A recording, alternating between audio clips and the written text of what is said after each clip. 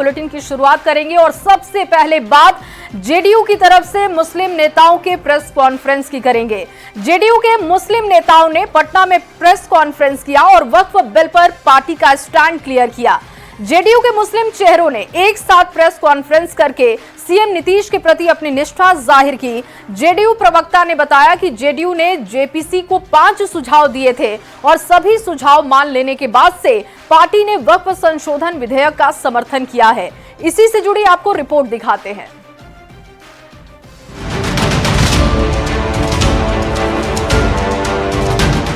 पटना के जेडीयू दफ्तर में हुई प्रेस कॉन्फ्रेंस की इन तस्वीरों को देखिए। ये हैं अंजुम आरा जेडीयू की प्रवक्ता हैं। इनके दाहिनी ओर पूर्व सांसद अहमद अशफाक करीम हैं। उनके बगल में पूर्व सांसद कहकशां परवीन हैं। अंजुम आरा की बाईं तरफ जेडीयू अल्पसंख्यक प्रकोष्ठ के अध्यक्ष अशरफ अंसारी हैं।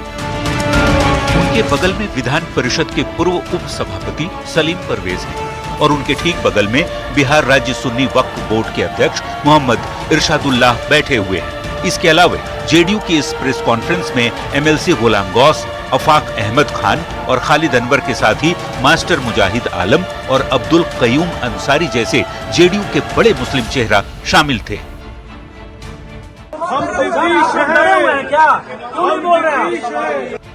जेडीयू के मुस्लिम चेहरों ने प्रेस कॉन्फ्रेंस कर ये साफ कर दिया कि नीतीश मुस्लिमों के हितैषी हैं और ये उनके साथ हैं। किसी ने भी कोई इस्तीफा नहीं दिया। सब लोग माननीय मुख्यमंत्री श्री नीतीश कुमार जी के नेतृत्व में आस्था विश्वास व्यक्त कर रहे हैं और हम लोगों को उम्मीद है कि माननीय मुख्यमंत्री जी जो भी कार्य करते हैं इस समाज के हित के लिए किए हैं। उन्होंने बहुत सारा काम किया है। जेडीयू के मुस्लिम नेताओं ने बताया कि जेडीयू ने जेपीसी को 5 सुझाव दिए थे और सरकार के सभी सुझाव मान लेने के बाद ही जेडीयू ने वक्फ संशोधन विधेयक का समर्थन किया। 5 सुझाव हम लोगों ने दिया था जेपीसी के समक्ष और वो 5 सुझाव बिल में इनकॉर्पोरेट बिल में उसको लाया गया तो हमारी पार्टी ने समर्थन दिया। प्रेस कॉन्फ्रेंस खत्म होने के बाद जेडीयू दफ्तर के बाहर भी इन मुस्लिम नेताओं ने साफ कहा कि वो नीतीश कुमार के साथ हैं। कोई नाराज नहीं है। सब लोग जनता दल यूनाइटेड के सिपाही जनता दल यूनाइटेड के माननीय नीतीश कुमार जी के साथ हैं। मेरे नेता आदरणीय नीतीश कुमार जी हैं। नीतीश कुमार जी का जो भी सुझाव था वो उन्होंने दिया और मैं नीतीश कुमार के साथ खड़ा हूँ। आपको बता दें कि वक्फ संशोधन बिल पर जेडीयू ने सरकार को समर्थन दिया है। दोनों ही सदनों में जेडीयू के सांसदों ने बिल के पक्ष में वोट किया। बिल पास होने के बाद से ही जेडीयू के कुछ मुस्लिम नेताओं की नाराजगी की बात कही जा रही है। प्रेस कॉन्फ्रेंस की तस्वीरों ने अब सब कुछ साफ कर दिया। न्यूज़ 18 के लिए पटना से आनंद अमृतराज के साथ ब्यूरो रिपोर्ट।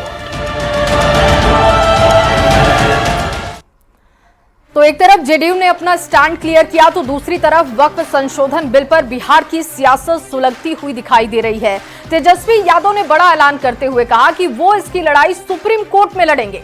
तेजस्वी ने वक्फ बिल को असंवैधानिक बताते हुए बीजेपी पर देश को बांटने का आरोप लगाया। तेजस्वी ने कहा कि अगर उनकी सरकार बनी तो इस बिल को बिहार में किसी भी कीमत पर लागू नहीं होने देंगे। तेजस्वी के हमले पर बीजेपी ने जोरदार पलटवार किया।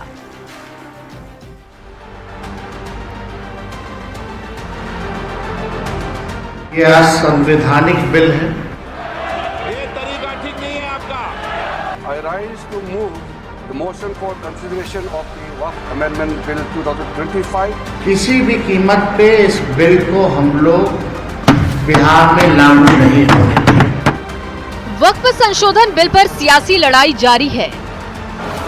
संसद में वक्फ संशोधन बिल पास होने के बाद तेजस्वी यादव बीजेपी पर जमकर बरसे। तेजस्वी यादव ने बिल को असंवैधानिक बताते हुए बीजेपी पर देश को बांटने का आरोप लगाया। तेजस्वी ने कहा कि हम इस बिल के खिलाफ सुप्रीम कोर्ट गए हैं। अगर सरकार बनी तो इस बिल को किसी भी कीमत पर बिहार में लागू नहीं होने देंगे। सब लोगों का मानना है कि यह असंवैधानिक बिल है। साफ तौर पे आर्टिकल 26 जो हमारे संविधान में है इसका ये उल्लंघन करता है। और ध्रुवीकरण की राजनीति भाजपा के लोग देश को तोड़ना चाहते हैं, बांटना चाहते हैं। जो अन्याय जो हो रहा है हमारे मुसलमान भाइयों के साथ, इसको लेकर के राष्ट्रीय जनता दल जो है आज हम लोग कोर्ट गए हैं, सुप्रीम कोर्ट गए हैं इस बिल के खिलाफ। हमारी सरकार आने पर किसी भी कीमत पे इस बिल को हम लोग बिहार में लागू नहीं होंगे। वक्फ संशोधन बिल पर तेजस्वी के वार पर बीजेपी ने जोरदार पलटवार किया। बीजेपी सांसद रविशंकर प्रसाद ने बिल को पूरी तरीके से संवैधानिक बताते हुए कहा, विपक्ष सुप्रीम कोर्ट जाए इससे कोई फर्क नहीं पड़ेगा, वहां भी उनको हार ही मिलेगी। आर्टिकल 370 में गए थे ना, 3 तलाक में गए थे ना, हारे ना, इसको भी हारेगा।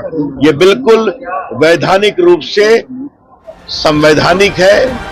वहीं तेजस्वी यादव पर बड़ा हमला बोलते हुए सम्राट चौधरी ने कहा, तेजस्वी को उनके पिता ने मुंह दिखाने लायक नहीं छोड़ा है। तो बिहार बीजेपी अध्यक्ष दिलीप जायसवाल ने कहा, 2010 में लालू प्रसाद ने कहा वक्फ बोर्ड के खिलाफ कार्रवाई होनी चाहिए, लेकिन आज अपने बयान से मुकर रहे हैं। लालू प्रसाद जी ने उस लायक उनको छोड़ा है क्या? पहले मुंह बचा के चले, मुंह छुपाना पड़ रहा है। और लोकतंत्र का मंदिर है सांसद, और सदन के द्वारा जो पारित हुआ है वो जनता ने भरोसा किया। लालू यादव जी कुछ ज्यादा ही आग उगल दिए थे उस समय जोश में वक्फ के खिलाफ, और उन्होंने कहा था कि कॉग्निजेबल ऑफेंस होना चाहिए और नॉन अवेलेबल वारंट निकलना चाहिए। हम लोगों ने तो उतना नहीं किया जितना लालू जी की इच्छा थी। वक्फ संशोधन बिल पर बिहार की सियासत सुलगी हुई है। वक्फ बिल का समर्थन करने पर विपक्ष के निशाने पर नीतीश है, तो बीजेपी पर सियासी हमले का दौर भी जारी है। दूसरी तरफ एनडीए वक्फ संशोधन बिल को मुसलमानों के हक में बताकर ये दावा कर रही है कि 2025 विधानसभा चुनाव में इसका असर होगा।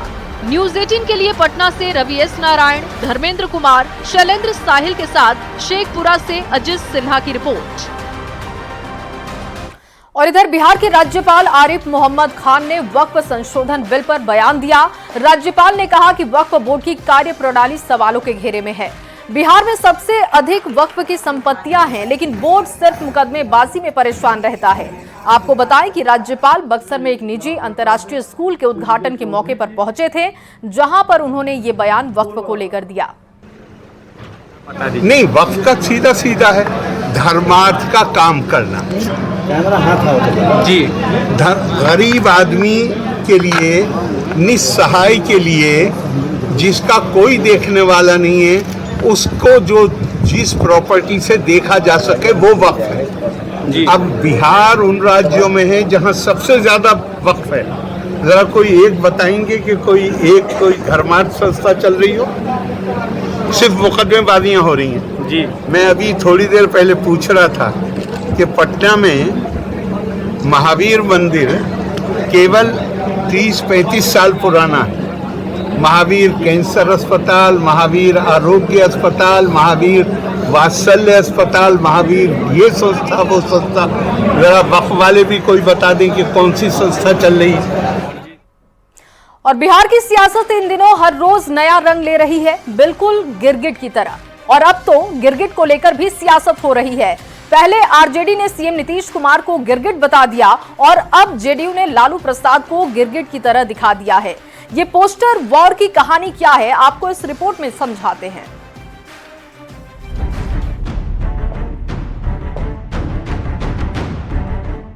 गिरगिट ऐसा प्राणी जो अपने आसपास के माहौल के हिसाब से रंग बदल लेता है। कुछ ऐसा ही अक्सर राजनीति में भी देखने को मिलता है, जब नेता सियासी माहौल के हिसाब से अपने बयान और गठबंधन बदल देते हैं। बिहार में भी अब गिरगिट वाली सियासत शुरू हो गई है।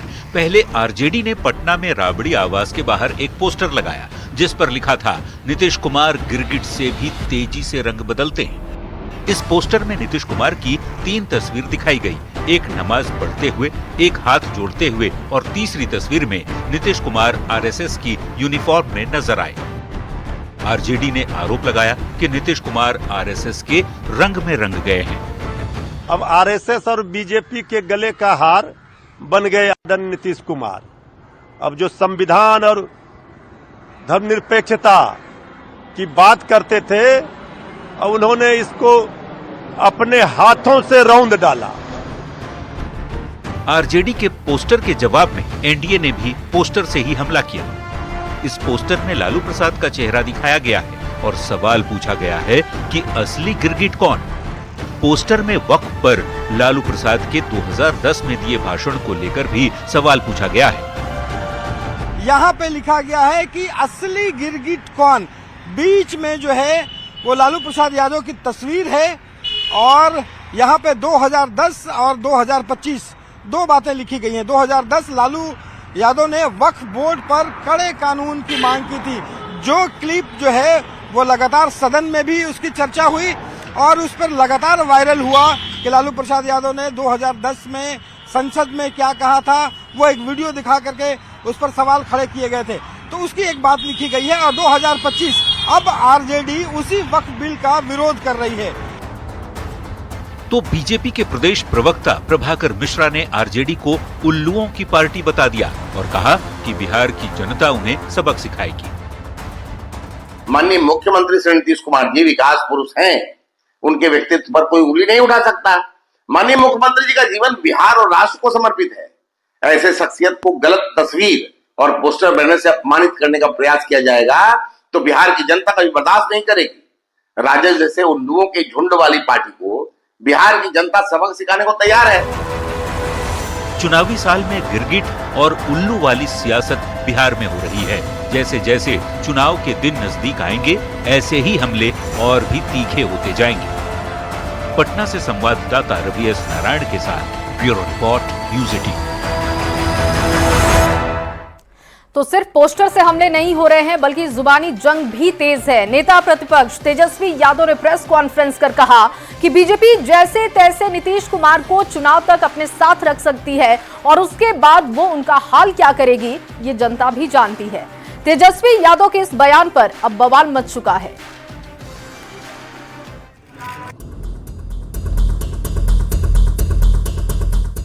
चुनाव तक बीजेपी नीतीश कुमार को ढो रही है, बाद में वो उनका क्या हाल करेगी ये जनता भी जानती है। ये हम नहीं कह रहे, ये बयान बिहार नेता प्रतिपक्ष तेजस्वी यादव का है। पहले बयान सुनिए। ये नीतीश कुमार जी को जैसे तैसे साथ रखेंगे और उसके बाद क्या परिणाम होना है ये स्पष्ट है, ये सब लोग जानते हैं। भाजपा के लोग नीतीश कुमार जी को जैसे तैसे केवल चुनाव तक साथ रखेंगे, उसके बाद पूरी बिहार की जनता जानती है कि उनके साथ भाजपा के लोग जो है क्या करेंगे। तेजस्वी यादव का बयान आते ही बवाल मच गया। बीजेपी ने पलटवार करते हुए कहा कि तेजस्वी यादव पहले अपनी चिंता करें। वो बिहार के सीएम बनने का सपना देख रहे हैं और कांग्रेस उन्हें गठबंधन का नेता मानने के लिए भी तैयार नहीं। तेजस्वी यादव जी को अपनी चिंता करनी चाहिए कि उनका गठबंधन चुनाव तक भी बिहार में टिकने वाला है या नहीं, क्योंकि कांग्रेस तो उनको नेता मानने को तैयार नहीं हो रही है और ये अलग अलाप रहे हैं, सपना पाल के बैठे हैं कि बिहार के मुख्यमंत्री बनेंगे। वहीं जेडीयू ने कहा कि एनडीए के नेता नीतीश कुमार हैं, इस पर किसी को कोई कंफ्यूजन नहीं है। तभी तो हर रैली और जनसभा में एनडीए का नारा होता है 2025 से 30 फिर से नीतीश। बिहार के मुख्यमंत्री आदरणीय नीतीश कुमार जी हैं और आगे भी चुनाव के बाद मुख्यमंत्री नीतीश कुमार जी ही होंगे। पूरे बिहार में एनडीए का सम्मेलन चल रहा है और उस सम्मेलन में एक ही नारा दिया जाता है, 25 से 30 फिर से नीतीश।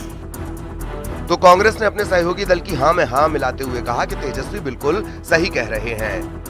तेजस्वी जी जो बोल रहे हैं बिल्कुल सही बात बोल रहे हैं। कई बार मैंने भी कई प्लेटफॉर्म से ये बोला है कि भारतीय जनता पार्टी एक भस्मासुर पार्टी है। बिहार में एक कहावत है, सटला तक गेला, पूरा उनपे बीजेपी पे चरितार्थ होता है। सीएम नीतीश को लेकर तेजस्वी यादव के बयान से बिहार की सियासत सुलग गई है। एनडीए और महागठबंधन के नेता एक दूसरे को आईना दिखाने में लगे हुए हैं। पटना से संवाददाता शैलेंद्र के साथ ब्यूरो रिपोर्ट, न्यूज़ 18। और अब बात महागठबंधन के सीएम फेस को लेकर होगी, क्योंकि ये तस्वीर साफ होने की जगह और धुंधली होती हुई दिखाई दे रही है। तेजस्वी के नाम पर पहले तो कांग्रेस के नेता टाल मटोल कर रहे थे और अब कांग्रेस के भीतर से राजेश राम को सीएम फेस बनाने की मांग भी उठने लगी है। महागठबंधन में सीएम फेस पर जारी इस खटपट पर एनडीए अब खूब चुटकी ले रहा है।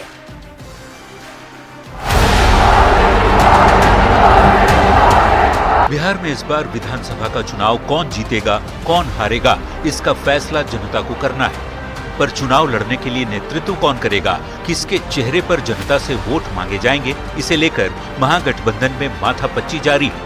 बिहार कांग्रेस प्रभारी कृष्णा अल्लावरू ने एक बार फिर सीएम फेस के सवाल को टाल दिया है। बिहार का सीएम कौन होगा वो बिहार की जनता तय करेगी।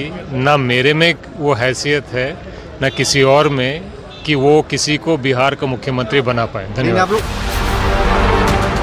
कांग्रेस अब तक तेजस्वी के नाम को बस टालती रही थी, पर अब कांग्रेस के अंदर से एक नए नाम की पेशकश भी कर दी गई है। बिहार कांग्रेस के विधि प्रकोष्ठ के प्रदेश उपाध्यक्ष यशवंत कुमार ने राजेश राम को सीएम का चेहरा घोषित करने की मांग की है। कि एक साफ सुथरा, ईमानदार, पढ़े लिखे व्यक्ति राजेश राम जी को मुख्यमंत्री के रूप में प्रोजेक्ट कर चुनाव लड़ें। हालांकि कांग्रेस प्रदेश अध्यक्ष राजेश राम से जब इस बारे में सवाल पूछा गया तो उन्होंने कहा कि इस पर राहुल और सोनिया गांधी का ही अंतिम फैसला होगा। ये हमारे नेतृत्वकर्ता यहाँ राहुल जी हैं, उनके नेता हैं, दूसरे जो अलायंस पार्टनर हैं उनके नेता हैं, ये लोग तो वो तय करते हैं ना, हम लोग तो जमीन पर काम करने वाले। इधर आरजेडी बार बार ये दावा कर रही है कि सीएम फेस पर तो बात पहले से ही बन चुकी है। चुनाव तेजस्वी के चेहरे पर लड़ा जाएगा और इसमें कहीं कोई कंफ्यूजन नहीं है।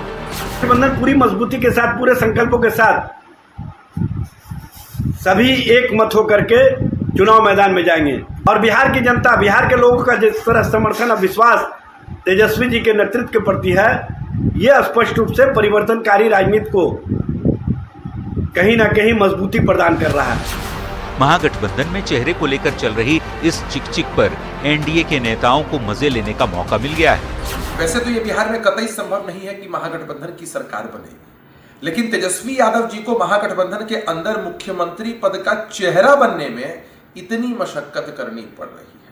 असल में कांग्रेस पार्टी राजद को ये समझाने में लगी है कि अगर हमारे हिसाब से नहीं चले तो जिस तरह दिल्ली विधानसभा के चुनाव में हमने आम आदमी पार्टी को समेट दिया, आपको भी ऐसे ही समेट देंगे। अब जाने राष्ट्रीय जनता दल और महागठबंधन के लोग। बिहार में मुख्यमंत्री को लेकर ठगों के महागठबंधन में घमासान मचा है, यह जानते हुए कि यहाँ सीएम पद की कोई वैकेंसी नहीं है। महागठबंधन के घटक दल के नेता ख्याली पुलाव बनाने में लगे। तेजस्वी जी को रिजेक्ट करने वाली कांग्रेस ने अपने नवनियुक्त नए प्रदेश अध्यक्ष राजेश राम का नाम सीएम पद के लिए उछाला है। पहले यह तो देखिए कि कांग्रेस को विधानसभा चुनाव में कितनी सीट मिलती है। चुनाव के दिन नजदीक आते जा रहे हैं और महागठबंधन में चेहरे पर कंफ्यूजन बढ़ता ही जा रहा है। अब देखने वाली बात होगी कि महागठबंधन के इस कंफ्यूजन का अंत आखिर कब होता है। दिल्ली से संवाददाता अमितेश सिंह और पटना से रवि एस नारायण के साथ ब्यूरो रिपोर्ट, न्यूज़ 18। और इधर डिप्टी सीएम सम्राट चौधरी ने लालू प्रसाद पर बड़ा हमला बोला है। सम्राट चौधरी ने कहा कि बिहार की जनता अब विकास देखेगी। कांग्रेस पार्टी और आरजेडी सपना देख रही है, लेकिन बिहार की जनता का आशीर्वाद पीएम मोदी के साथ है। लालू प्रसाद ने सिर्फ गरीबों का पैसा लूटा है। के मैंडेट ने 293 सीट दिया है। कांग्रेस पार्टी और राष्ट्रीय जनता दल ये सपना देख रही है, जनता उसके साथ खड़ी नहीं है। जनता का आशीर्वाद नरेंद्र मोदी जी के नेतृत्व में है। जनता ने देखा कि लालू यादव जी जब सदन में थे तो क्या बोलते थे और सदन के बाहर क्या बोल रहे हैं। कल उन्होंने कहा कि हम सदन में रहते तो क्या कर लेते हो, कौन बड़ा चीज कर लेते। सदन के अंदर पिछले 40 वर्षों से लालू जी आप हो, आपने कुछ नहीं किया, गरीबों का पैसा लूटने का काम किया। और चलिए दिल्ली से आपको बड़ी खबर दे दे। लालू यादव से बिहार कांग्रेस प्रभारी कृष्णा अल्लावरू ने मुलाकात की है। दिल्ली एम्स में दोनों नेताओं की मुलाकात हुई है।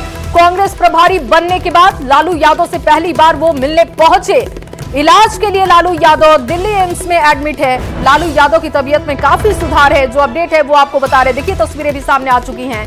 लालू यादव से कृष्णा अल्लावरू की मुलाकात हुई है। दिल्ली एम्स वो पहुंचे थे, दोनों नेताओं की मुलाकात हुई। डॉक्टर्स के मुताबिक 1-2 दिन में लालू प्रसाद यादव को डिस्चार्ज किया जा सकता है।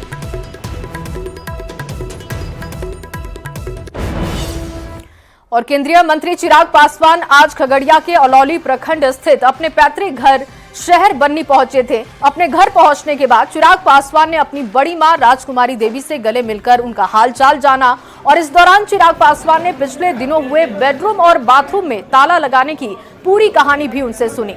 पत्रकारों से बात करते हुए चिराग पासवान ने कहा कि चाचा ने अपने राजनीतिक महत्वाकांक्षा के लिए दिल्ली वाले घर से बेदखल करवा दिया और अब आर्थिक महत्वाकांक्षा के लिए चाचा और उनके परिवार के सदस्यों ने जो उनकी बड़ी मां के साथ किया है, एक बेटा तो कम से कम बर्दाश्त नहीं करेगा। चिराग ने कहा कि अगर बंटवारा चाहते हैं तो वो पहल कर सकते हैं।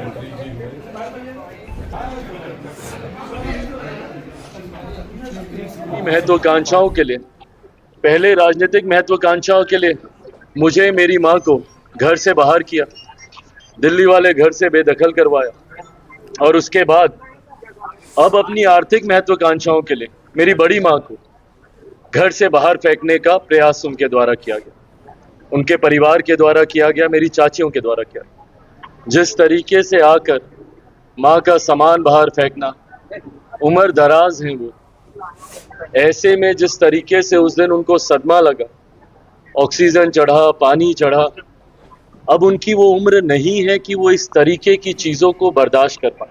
जैसा चाची ने आके कहा कि बंटवारा होना चाहिए, अब अगर वो ये भी चाहते हैं तो ठीक है, उसके लिए वो पहल करें, जैसे जहां का जो बंटवारा करना है, और एक ही बार कम से कम ये विषय समाप्त हो जाना चाहिए।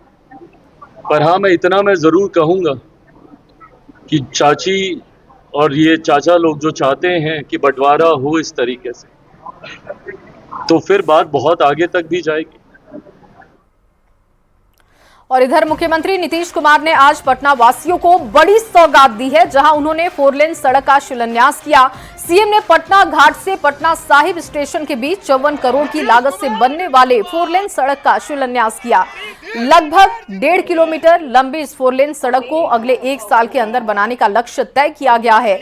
निर्माण कार्य पूरा हो जाने के बाद जेपी गंगा सेतु मरीन ड्राइव से पटना साहिब स्टेशन पहुंचना यात्रियों के लिए बेहद आसान हो जाएगा। इस 4 लेन सड़क के दोनों तरफ सर्विस रोड का भी निर्माण किया जाएगा। साथ ही अशोक राजपथ पर फ्लाईओवर भी तैयार किया जाएगा। इस मौके पर उप मुख्यमंत्री